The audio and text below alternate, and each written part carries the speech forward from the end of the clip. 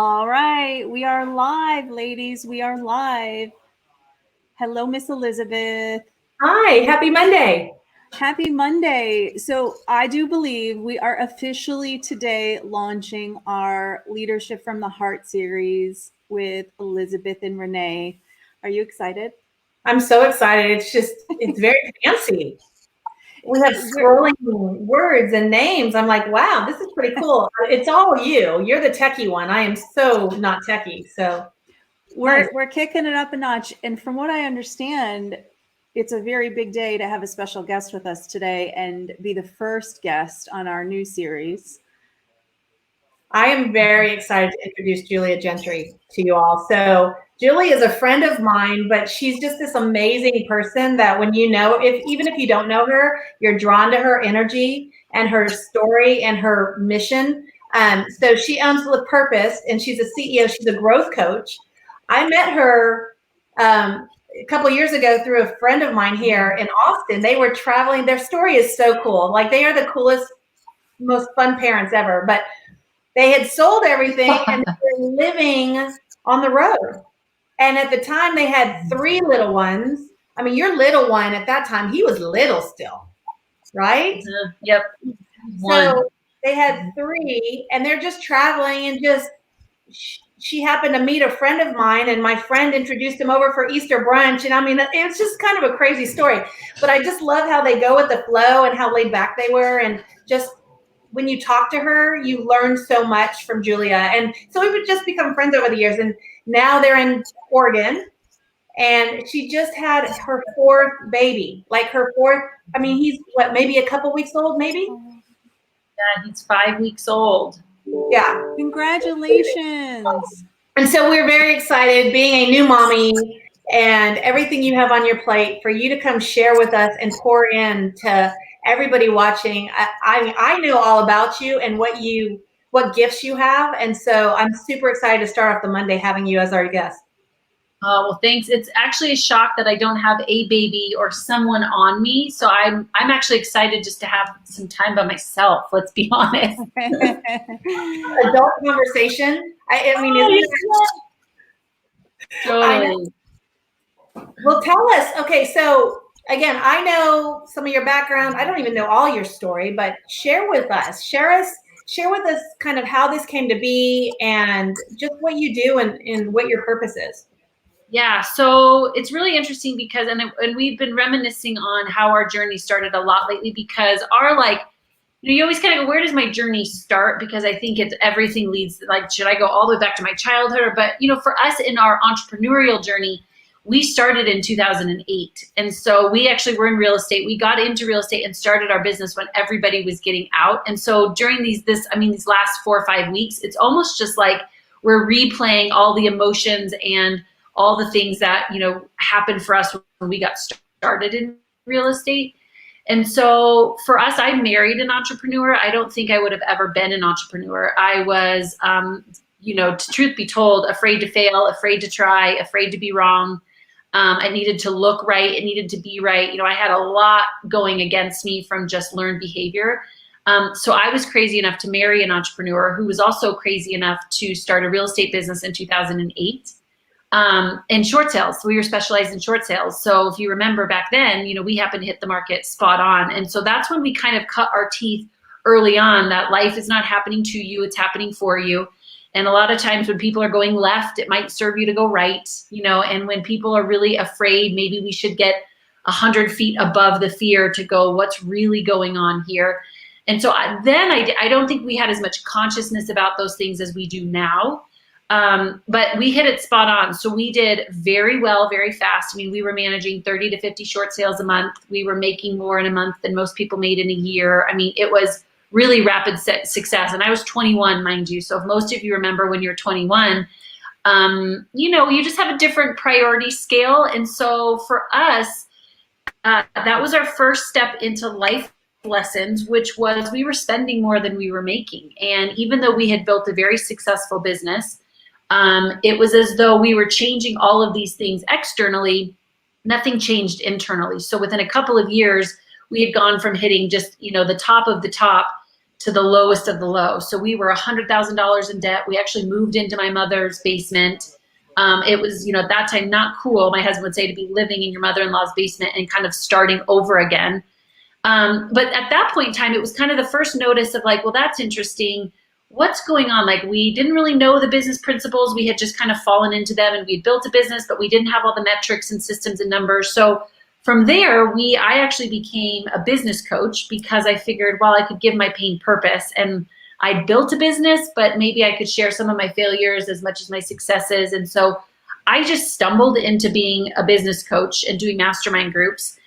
And giving my pain purpose. I mean, really for the first year is all I taught is the things that made me successful. And I taught all the things that led to some major failures. And it was just the start of something great. So we shifted into doing business groups and mastermind groups. So I coached a couple hundred people in these mastermind groups for about 4 years. And that's what led me to doing the purpose work now, is because what I noticed in those 4 years is that it didn't matter how many systems or tools or best practices or how to hire or strategic plans you gave someone, there still seemed to be this invisible wall. It was like, it doesn't matter how many how-tos are out there, people were still not using them to the fullest, or there was excuses or reasons or these patterns or like these like truly invisible barriers that were stopping people from their own success. And that is when it really kind of started for me, because I was like, from my own successes and my own failures and then putting some of the pieces together, I just thought, man, there's a conversation that needs to be had here that's much deeper than the one that we're having, which is why we started our purposed company, and also why we sold everything to travel the country in an RV. I love that story, and just watching your family just interact. And I mean, I was putting myself in that picture. What if I did that? Right? When we were talking about that one day, what if I did? I think we would kill each other. But your kids are all happy and sheltered and loved. And I mean, it was really, really great. And I love that you aren't just teaching people or talking to people. You have a story. You lived through it. You can understand where they're coming from. You can understand the struggles, right? I think there's so many people out there that want to be coaches or want to be life coaches or business coaches, but they've never really lived it, right? Yeah. So how do you really dig into the deep, the trenches with people that you're trying to help when you don't have that experience yourself? So I mean, at the time, I'm sure you're like, okay, this is horrible, but now hindsight's 2020, looking back and see what you can do make it useful good. Yeah. Well, and I think, I hate titles for the sake of titles, but a lot of my clients are, call me a growth coach, and really it's because I'm not a life coach. Like, it's your life. So how Renee does her life, how Elizabeth does her life, like there is no how-to on how to do life, right? Like, it is all our own creative, like, abilities to create and manifest our own lives. And so I've always tried to steer clear of being a life coach and really focus more on growth, because growth fascinates me. I think that especially in times like right now, I mean, I hate to beat a dead horse with the coronavirus, but because it is so predominant in our life right now, I mean, growth is necessary. We have to grow, we have to evolve, we have to change in every and any area of our life. And a lot of us really fear change. We don't like the unknown. We don't like something that we can't measure. We don't like something we can't, quote unquote, depend on. And so for me, growth coach was more of the angle that we took, just because I'm fascinated by it. And I think it is just across the board so necessary in our life. So that's been easier for me to grab onto and to push in people's lives of like, how do we grow and be good at the process of growth? Because it is inevitable, and it isn't always pretty, and it isn't the way that we want. Nobody wanted the coronavirus, but there's an opportunity to grow, right? I have 4 kids, opportunity to grow, right? Travel the country in an RV, opportunity to grow. I wouldn't say that we all do it well, but we could if we understood the concepts of growth, which most don't, unfortunately. Julie, I know you mentioned the coronavirus, and I obviously it is worth mentioning. When Elizabeth shared with me that you were going to join us for a conversation, I was reading some of your information and quotes, and one of the things that you shared a quote on, which I think is amazing, is that your greatest place of purpose is built from your greatest place of pain. And obviously that resonates with us today, all of us, because of coronavirus. And Elizabeth and I have shared a lot of conversation around understanding that we are going through pain, all different levels, and there's this crisis going on, but there is opportunity for growth. Can you talk a little bit more about that? Yeah, this is, I personally feel like I was built for times like this. I grew up in high levels of emotional stress, and not because I had a bad upbringing. I didn't. I mean, my parents got divorced when I was 5. That was about as traumatic as it was in growing up.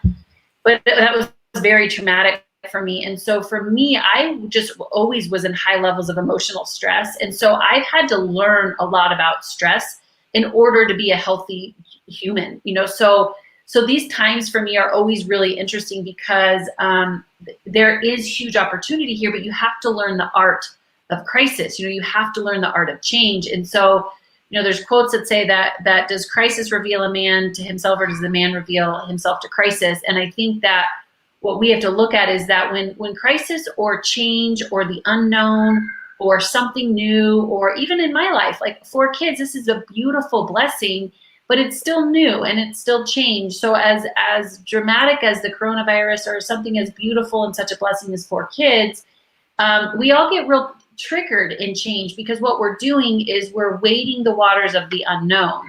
And we all would prefer a familiar hell to an unfamiliar heaven.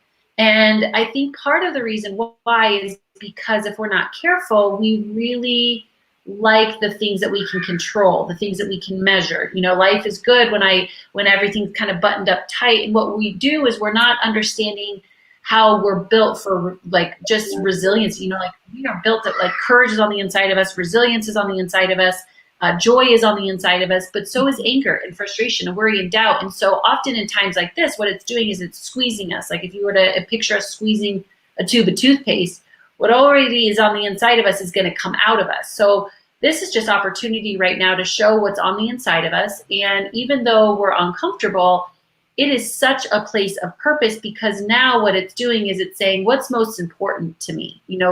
What do I really want most, right? Or if I'm really fearful or worried or doubt is coming up, that's going to give me an opportunity to go, okay, I can start making decisions from this place, or I can shift this thing and start to find a greater place of purpose. And unfortunately, our pain doesn't automatically equal purpose. We have to use our pain to have purpose, right? Pain in and of itself can be pain, and we can make a lot of survival-based decisions, fear-based decisions, worry-based decisions, or we can choose to say, look, this place of pain could ultimately give me purpose if I shift the dime, if I change paradigms, if I choose to rethink about this thing, it will give me perspective. But it is that conscious shift that I think is where most people get stuck, because what we do is we fall kind of, I hate this is a big word, but into that victim, like it's happening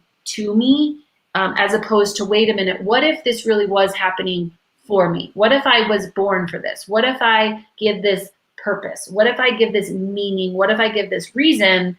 Then that's where the potential is the ability to rethink that and look at it from a different perspective. It's pretty powerful. One of the things that I love that you've been doing, or you were doing, is you've created events, right? Which obviously nobody can really do those right now, but you came to Austin, you'd already moved, you'd come to Austin and you did an event. Was that August or September? When was that? Yep, September. And I was so excited about it because it was a whole weekend of just Julia pouring in and vulnerability, which quite frankly, I was very scared about. Like that was my big hesitation. But I'm like, you know what? Like we're all safe. We're all learning. It's all about the growth. And I had a number of people that were going to go, and I had some clients that were going to go, and I was signed up to go. And I think that's the weekend my niece passed away.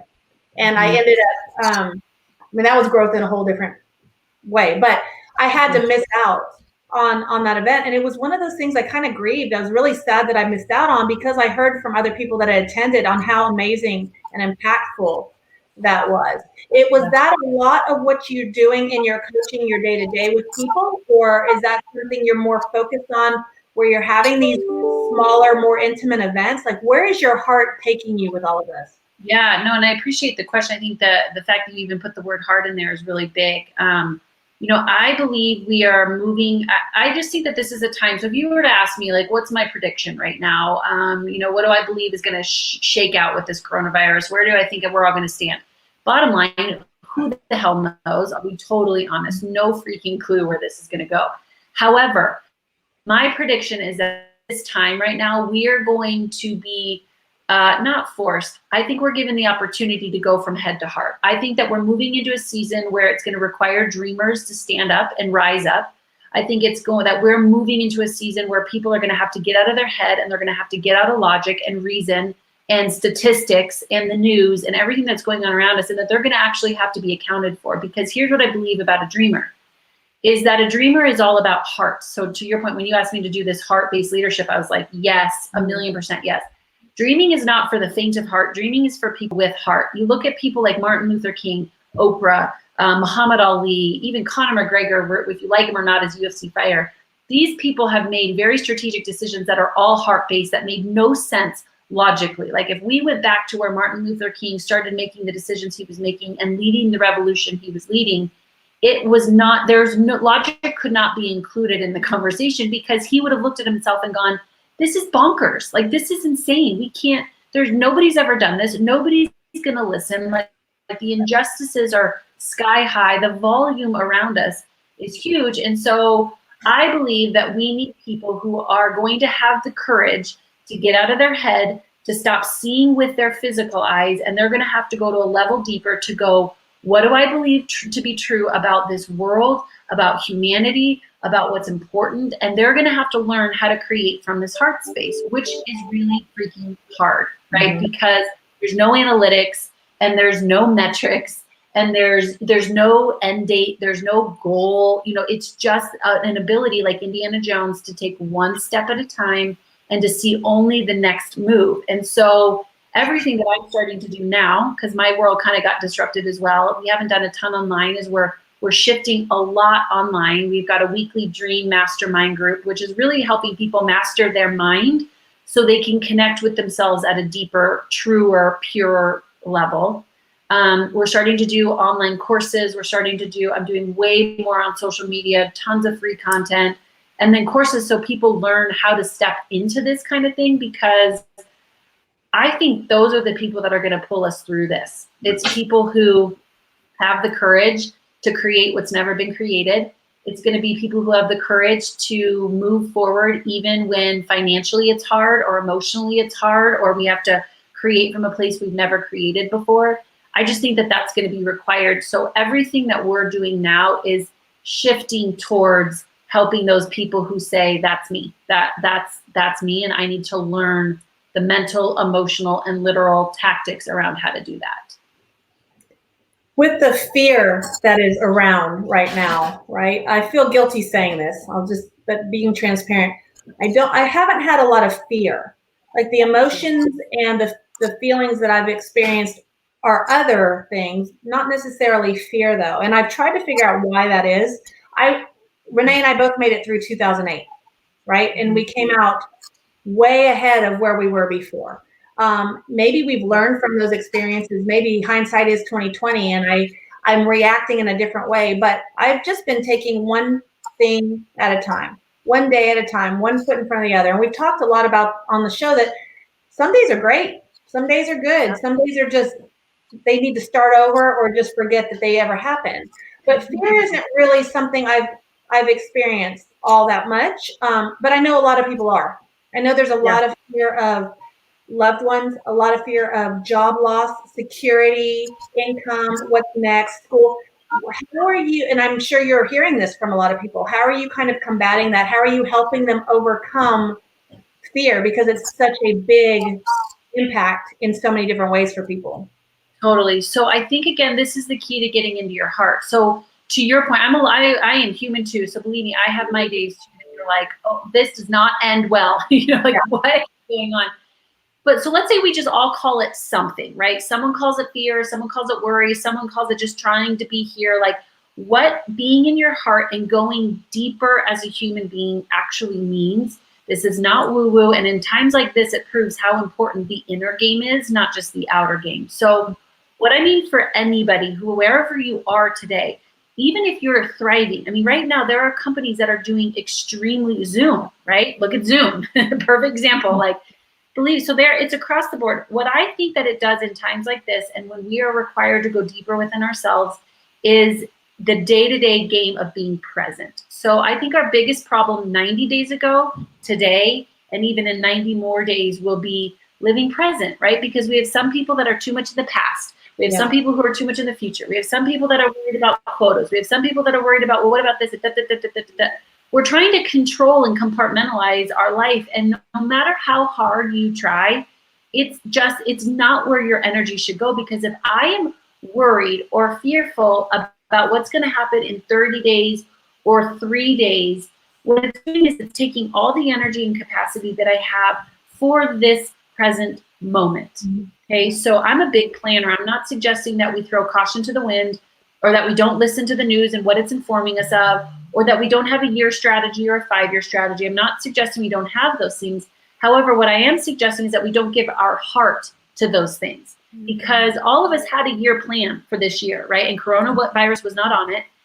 Right. But however, in order to stay present doesn't mean I give up on my goals. It might mean that I push them back a little bit. It might mean that I have to shift. It might mean that I have to get some help. It might mean, it could mean a lot of things, but that doesn't mean that I just give up on the goal. What it does mean, and what I think all of this is requiring all of us to do, is to get so much into the present moment that it says, I have to work on my inner game so that the outer game doesn't rule my life. Fear could absolutely rule our life, but what is it going to serve? I could be afraid of tomorrow. Tomorrow is not here, right? And if I actually start working on my inner game and going, you know what? I believe that God is with me, that the universe has our back, that all things are possible, and that I am strong enough for this moment. What I have to do is I have to start working those inner muscles so hard and so consistently that regardless of what's going on around me, that I am steadfast in what's going on within me. Because a steadfast person is going to make good decisions even when I do lose a loved one, and even when I do have some financial setbacks, and even when the market or the industry or the economy does shift. We need more steadfast people, faith-based people, courageous people to be like truly strengthening themselves than the opposite. Because here's the truth. Courage is hard. Fear is hard. Faith is hard. Worry is hard. You know what I'm saying? Like, it's all hard. I mean, I hate to put it this way, but it's all hard, but one is going to make you better. And so even if you have lost a loved one, lost your job, lost your mind, whatever that might mean, all that I can say for me and the people around me is to go, but I want to be better on the other side of this. We will get through it, and I want to be better. So I have to start working my inner game so my outer game starts to reflect it. Right. You're really sharing some very powerful thoughts, and it's so poignant right now as a reminder to really being able to focus. I love that you mentioned focusing on this moment doesn't mean you have a long-term strategy. Focusing on this moment doesn't mean you're abandoning the macro of what we're doing. Totally. It's important that we're reminding everyone and ourselves right now is it's a very micro world. And I've been feeling like, Julia, that if we go too far out into the future with projections, which there's no crystal ball, right, that's when fear does creep in anyway. Totally. So to get that out of the driver's seat and make sure that fear is pushed out, which I'm human, it comes up too, but it has been much easier to navigate through the days by making sure fear's out of the driver's seat. I know what I need to do right now. Totally. Right now. Yes. And and that's, again, it's a woo-woo concept until it's not. Like these things are like principles that have been around for centuries, and they're nice and they're pretty until they become like a necessity. And I think, I don't wish this on anyone, and I just think that the beauty of all of this is how much it's getting us to look in And I think that what happens when we start to become like off, when we feel off or agitated or triggered or just angry, frustrated, any of the things, here's what I've learned is a lot of times what's happening is that we had an expectation. So I was supposed to be in Hawaii right now. I expected that by Q2 I was supposed to be making X amount of money. I expected that when I had a baby, I'd have a big gathering. And so what happens is that we have these conscious or unconscious expectations that aren't met. That's the problem. And then we trigger, and then we freak out, and then it's like, oh my gosh. So sometimes goal setting can be a little dangerous if you're writing a lot of expectations, because what we're wanting and what we become addicted to is the end result as opposed to the journey or the process. And when we become so addicted to the thing, we lose ourselves. So when something does shift, or it gets postponed, or someone doesn't show up, or someone doesn't say what we think, or the coronavirus totally catches us off guard, our expectations aren't met, and then we get super frazzled. So the art of this is to be able to live a life, and Michael Singer talks a lot about this in his book Untethered Soul, and I love that man. His gifts that he brought to the planet are amazing, but he talks about we've got expectations. So it's our unmet expectations that's got us all riled. And so what we have to do is to realize, okay, that was an expectation that wasn't met because I'm pissed off, I'm angry, I'm depressed, I'm deflated, I'm defeated. Okay, missed expectations. So how do I get back into my present? Now that it is, whatever is, how do I want to show up, right? Do I want to be creative? Do I want to live engaged? Do I want to be more aware? Do I want more joy and peace? Do I want to find what's next? Again, statistically speaking, before the coronavirus hit, do you know that 70% of human beings are disengaged or don't like their career in life? 70%. So That's a huge number. It's a huge, and this is before coronavirus. So it's almost like, be careful what you wish for, because we just got the most massive reset for people to go, okay, didn't like my job before, lost my job, what now? Like, what do I want to do now? Anything. I mean, you get the opportunity now. And so now it's kind of like, oh, I just pray that we use this as a chance to go, all right, I'm pushing the reset button, or it's been pushed for me. Now what? What do I really want now? Well, now use this time for good. Use this opportunity for good. And it's interesting you talking about expectations, because as you're saying this and talking through it, I'm thinking, and the times that I've had a lot of frustration or anxiety or disappointment is really stemming around all the expectations, right? I mean, every family, every household is dealing with different expectations in different ways. I mean, we had trips planned. We had, graduations. I'm thinking about all my friends that have seniors graduating, or I have a fifth grader that I realized over the weekend, we're not going to be back at that elementary school. Like, that was, right? I mean, that was for elementary school kind of moving on, or eighth graders or whatever. So all these expectations, you make a very good point that I haven't really digested before. Yeah. And then the next step in this, because here's what I think we have to learn about expectations is, the goal of when we get present means you really live and you love with your whole heart, which means you feel at a really deep level, right? So our numbing mechanisms, avoidance, busy, drugs, alcohol, work, we all have something that we hide behind, right? Because we don't want to feel. I get it. I was a practiced don't feeler for the first 28 years of my life because I did not want to be hurt or disappointed at the levels that I was. So for me, I had to really, really, really learn how to do this, and still do.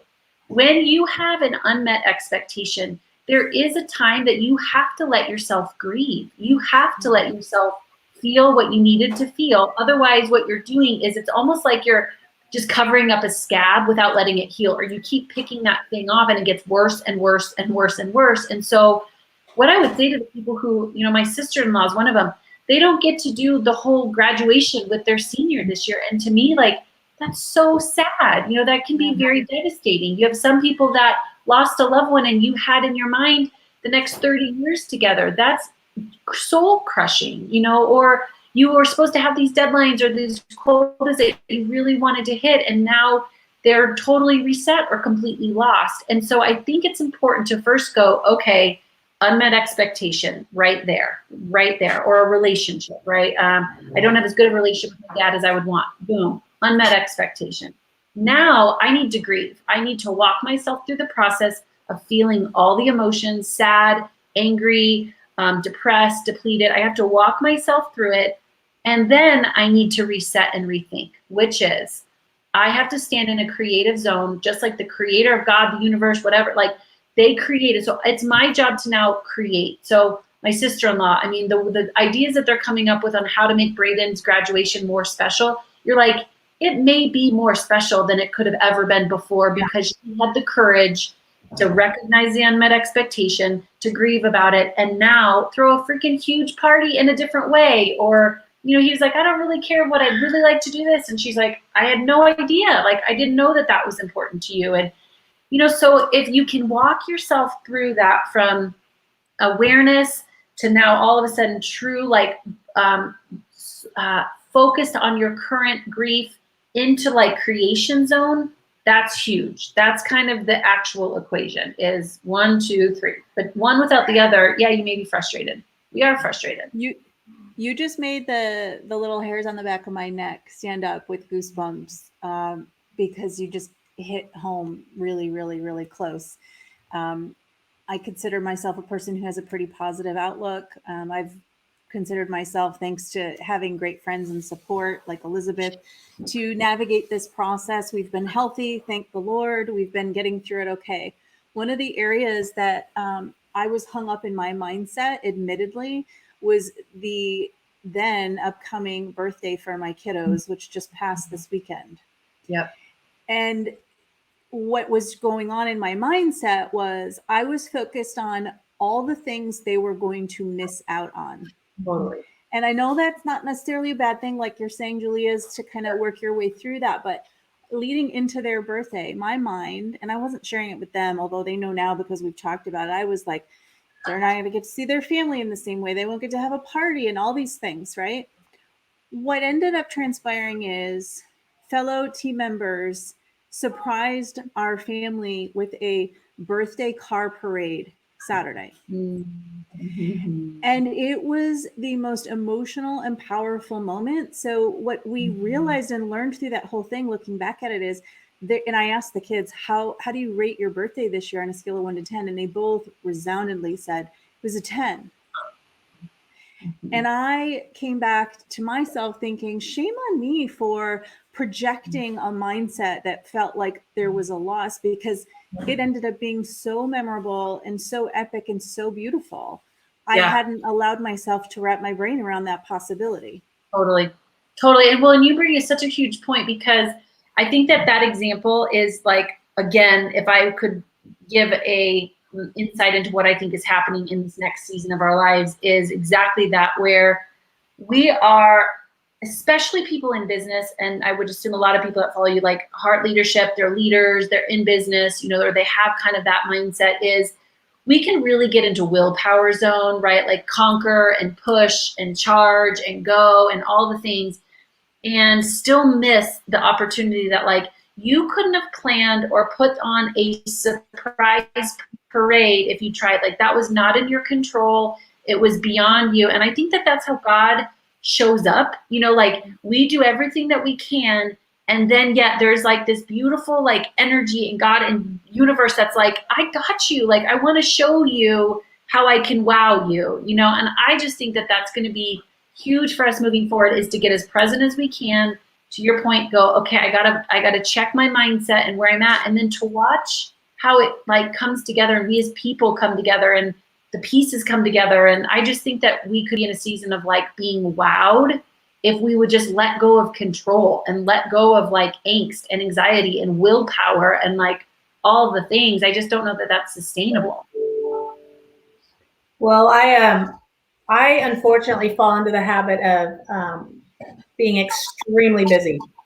For whatever the day is, for whatever reason, our schedule is always packed, chock full. Mine is. I get a lot done, but I project that on my family and my kids are involved in everything. And you know what I mean? My husband's much more a homebody. He'd rather stay home, and I'm like, no, we got to go, right?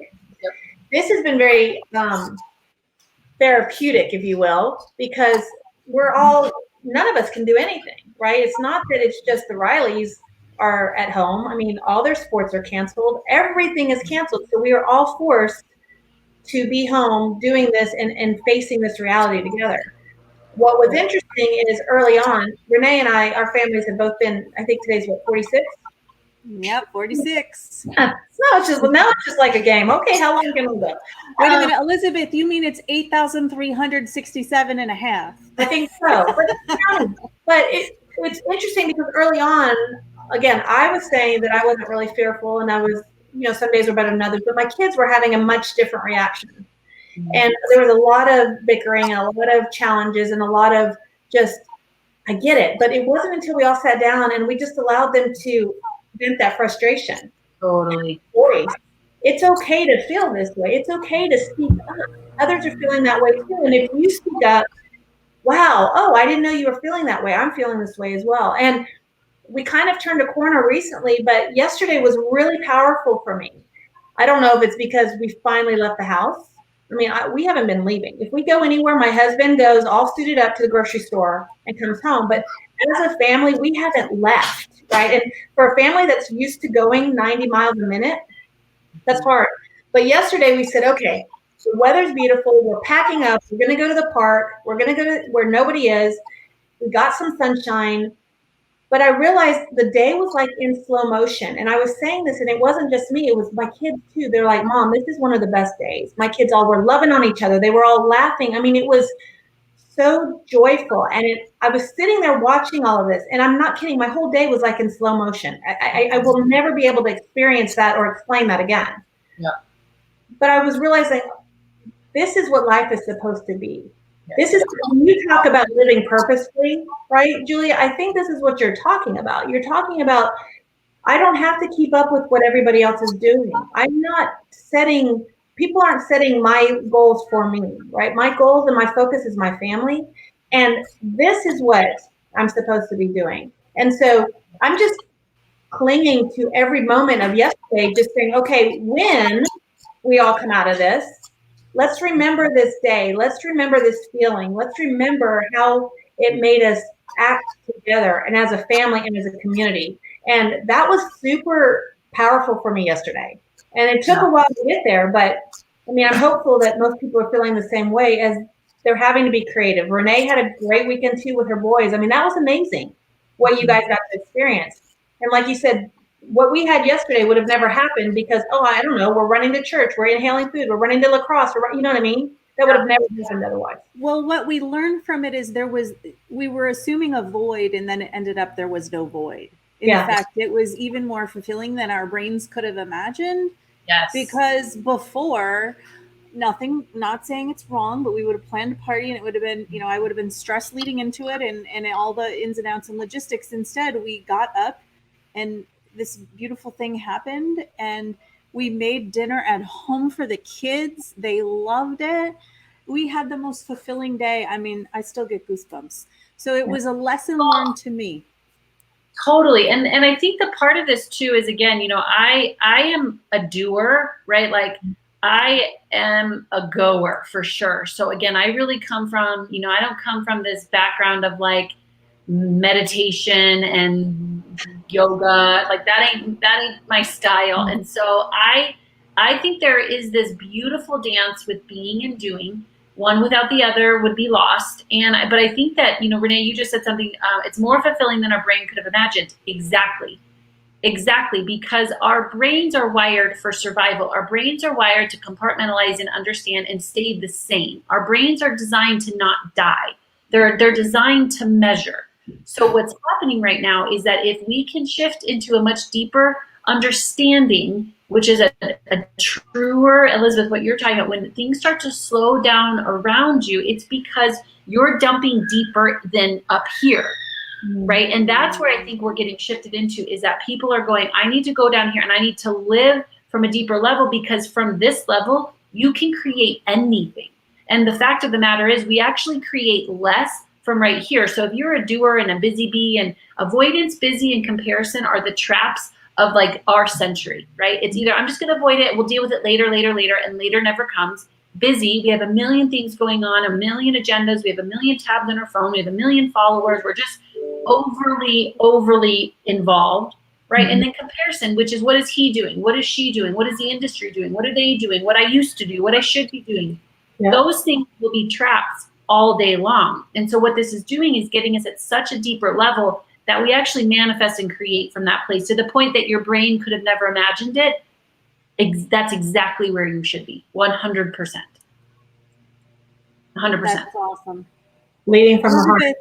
Elizabeth, you always say comparison kills joy, right? I always say that, yeah. Always. Yeah, well, comparison kills grief.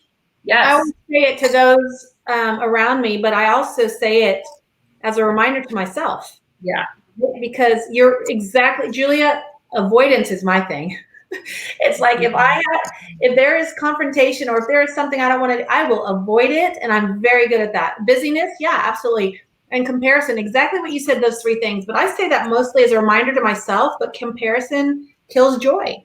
No matter what you're doing, whether it's work, family, business, life, it doesn't matter. I've realized there's really no room for it in our life. And the growth that we're experiencing, we've been talking to executives and business leaders and things like that, but in the growth we're all experiencing in our business during this time, what you're talking about and what we're sharing too is really the growth in our families and our personal self. That really a lot more unexpected for me anyway. Yep, for sure. Well, look at what we're learning today from Julia, right? I mean, you're getting into my heart, and I'm just so grateful that you're sharing what you're sharing, because it's raw right now. And that's the other thing is, I just speak for myself. I feel like sometimes if you're getting into that raw space too, that is another time fear can creep in.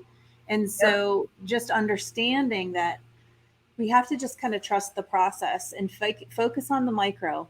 Just focus on the micro right now. Yeah. And it is hard. I mean, that's why, again, I think that the heart, again, I've had, I think this was even at the Austin event, and we just kind of started talking about heart, and one girl goes, yeah, I always love my heart. Like, I'm one of the most emotional people I know. And I go, okay, wait, let me be very clear. Just because you're emotional does not mean you live from heart. And in fact, I would even suggest you don't, because if you're this just emotional being, emotionally making decisions, that is not heart. If you look at Martin Luther King Jr., that man did not make decisions in emotion, right? He made decisions in conviction.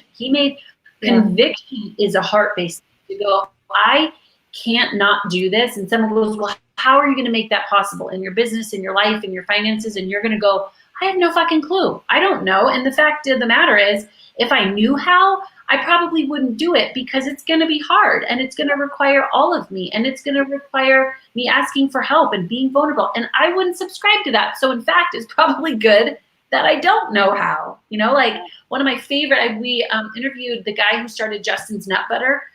This had to have been 8 years ago. Well, 2 years ago, he sold it for like $250 million. I mean, something just mind-boggling, right? When we interviewed him 8 years ago, and I asked him, what's one thing that you would tell an entrepreneur starting out? And he's like, don't do it. He's like, if I knew then what I know now, I would never, ever have done this, because it is so hard. Yeah. And that is really like such a perfect, like Martin Luther King, it cost him his life, right? Yeah. If you watch the movie Hacksaw Ridge, Desmond Doss, he literally pulled 75 men off the battlefield. Like, had he known that at the start of, I'm not going to bear arms in this war, had he known what it was going to result in, guaranteed he would have been like, I'm out, peace. You know what? We'll just let somebody else do this. So I think it's really good to that's why we're doing so much of what we're doing online now, is because I'm like, I'm going to do my best to help people really understand what we mean by live by heart. We're not talking emotions. We're talking conviction. We're talking about raw. We're talking about living at a level you most haven't lived, of shutting off the brain and the chatter to get people at such a deep level that they go, I can't avoid to live in my heart. I can't busy myself if I want to live in my heart. And I can't compare if I want to live in my heart. Those are going to be 3 prerequisites to get into the game. They can't come with you. And so here's the best thing that I encourage people. You've practiced avoiding. You weren't born avoiding, right? You practice being busy. You practice fearing, right? We practice worry. The only reason we're good worriers is because we practice it, not because we were put on the planet worrying, right? So what that tells me is you're that powerful to do those things. All I'm suggesting is try the other. Practice love, practice conviction, practice courage, practice the others for 28 years like you did these, and then see what could happen. You know what I'm saying? But like, it's just going to take some practice and getting your brain to start turning left when you've always turned right. Good reminder. I like that a lot. I'm going to, practicing gratitude is one thing that I've been working on a lot, or at least showing it, but I'm going to add those to my list as well, because that's a great reminder. Just practice what we want to become, practice what we want to be better at. Totally. What else I know I'll be doing, and I even making sure that my kiddos watch this replay.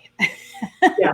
Because Julia, what you're sharing is not only relevant for adults, I think it's very relevant for the kids, which they're watching how we're acting now 24/7.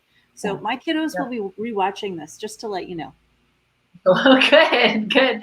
Well, and I think that's the hardest part about being a parent is because they are watching us 24/7 right now, and everyone is being squeezed, to your point, Elizabeth, like whether you're 6'4" or 44, like everybody is being squeezed. And so the moments that I can get down and just look at my kid in the eyes, whether it's my 2-year-old, my 6-year-old, or my 4-year-old, I'll make decisions in anger and to sit down with them and go, mommy is really sorry. Like, I need them to connect the dots of, we're allowed to be angry. You're allowed to be frustrated. We are allowed, but we're not allowed to make decisions from that place. Like, that's not what's fair. And so I think even as a parent, that's the hardest journey, is to sit down and to tell your kids, like, man, I just missed it. Connect a few dots. Because then in theory, what they're looking at is, okay, that makes sense. Now I want to copy what I'm hearing them say, and then watching as they evolve and change and transform. And totally. As a friend of ours said the other day on here, the content's still the same, but the delivery was off, right? Yep. So just like what you're talking about, we can't make decisions out of anger or fear, but that doesn't mean that they're not decisions that need to be made. You just have to deliver them a little bit differently. So. What a gift you are, Julia. Totally. I'm so grateful to have this time with you. This is such a gift that you're sharing. Yeah, she's pretty amazing, and thank you, ladies. Well, I'm excited to see what you're going to come up with, because I've seen you doing a lot of pivoting onto online a lot more, and you've always been really good at social media and putting yourself out there too. But I'm wondering where it's going to go, and I'm excited to see you grow in that way as well. Am I making this up? Did you start a podcast? We are. I was just going to say, so the best place to follow us right now is just on my Instagram, which is at the Julia Gentry. And this month, May, our podcast launches, which is called Total Life Recall. Very exciting. And then we're also launching all of our online curriculum, a do-it-yourself course, a 6-week live training. So if you follow me on Instagram, we're kind of going live with all of this stuff this month. And then just ramping up what we can. We have a free weekly mastermind group that's just all about creating dreamers out of people. So all of that information can be found on my Instagram right now. Okay, we'll have to share that in our links below as well, because I do want people to connect with you.